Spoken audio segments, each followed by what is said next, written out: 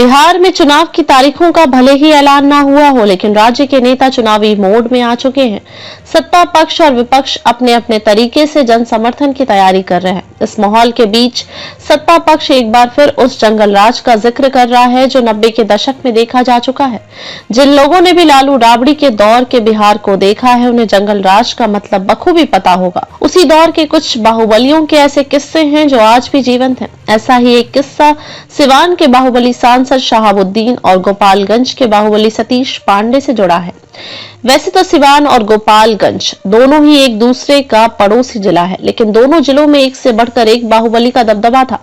सिवान शहाबुद्दीन की शरण में था तो गोपालगंज सतीश पांडे के दबदबे का कायल था। इस माहौल के बीच एक ऐसा भी दौर आया जब दोनों बाहुबली आमने सामने थे। काफी हद तक सिवान के सबसे बड़े नरसंहार को इसी अदावत के परिणाम के तौर पर देखा जाता है। दरअसल साल 2000 में सिवान के मुजाहिदपुर गांव में बदमाशों के हमले में एक ही यादव परिवार के 11 लोगों की मौत हो गई थी। इसके कुछ दिन बाद ताहिरा नामक जगह पर 5 मुसलमान लोगों को मौत के घाट उतार दिया गया।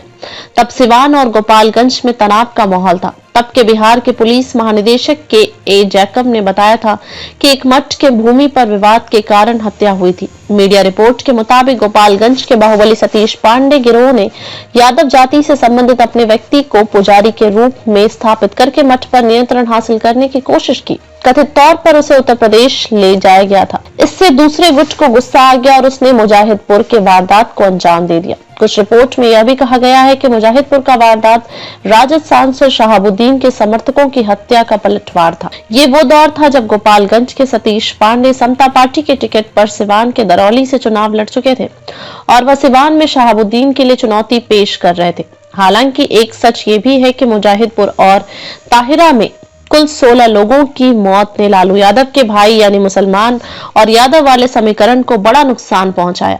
इसके बावजूद सतीश पांडे और शहाबुद्दीन के बीच अदावत का मामला कभी ठंडा नहीं हुआ। गोपालगंज जिले में हथुआ एक विधानसभा क्षेत्र है जहां लंबे समय से रेलवे के रैक को लेकर दो गुटों में हिंसक झड़प और वर्चस्व की लड़ाई होती रही है। ये लड़ाई पिछले 3 दशकों से चली आ रही थी। 90 के दशक में सतीश पांडे और मोहम्मद शहाबुद्दीन के बीच इसी रेलवे रैक पर अपना दबदबा कायम करने और लेवी वसूलने को लेकर कई बार हिंसक झड़पें हुई थी।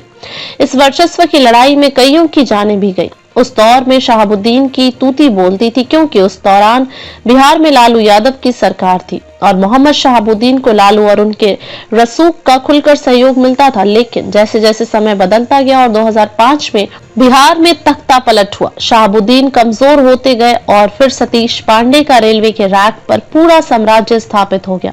2005 में जब बिहार में नीतीश कुमार की सरकार सत्ता में आई, तब सतीश पांडे के छोटे भाई अमरेंद्र पांडे उर्फ पप्पू पांडे जेडीयू के सिंबल पर चुनाव जीतकर सत्तारूढ़ पार्टी का विधायक चुन लिया गया और फिर तब से पप्पू पांडे की हथुआ और समूचे गोपालगंज में हुकूमत चलने लगी। शहाबुद्दीन लंबे समय तक जेल में बंद रहे और फिर साल 2021 में उनका निधन हो गया। इसके बाद सारे समीकरण पलट गए और दोनों बाहुबलियों की नई पीढ़ी आ गई। शहाबुद्दीन के बेटे उसामा शहाब और सतीश पांडे के बेटे मुकेश पांडे अब अच्छे मित्र बताए जाते हैं। बीते दिनों शहाबुद्दीन की बरसी पर मुकेश पांडे पहुंचे थे और उन्होंने उसामा को अपना छोटा भाई करार दिया था। कहने का मतलब है कि अब समय के साथ सब कुछ सामान्य सा हो चला है।